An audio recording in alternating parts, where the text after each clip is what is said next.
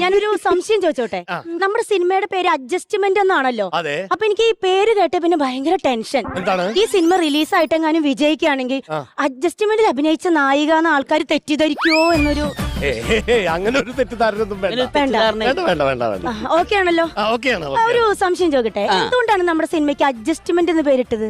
Adjustment എന്ന് പേരിടാൻ കാരണം നമ്മുടെ തിരക്കഥാകൃത്ത് ഒരുപാട് സ്ട്രഗിൾ ചെയ്തിട്ടാണ് ഇതിന്റെ തിരക്കഥ എഴുതിയിരിക്കുന്നത്. ഓക്കെ.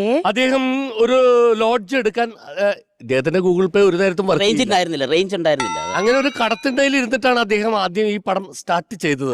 എന്നിട്ട് ഉച്ചക്ക് ഊണ് കഴിക്കാൻ ചെന്ന് കഴിഞ്ഞപ്പോ ഭക്ഷണമൊക്കെ കഴിച്ച് കാശ് കൊടുക്കാൻ നേരത്ത് വീണ്ടും ഗൂഗിൾ പേ വർക്ക് ചെയ്തില്ല.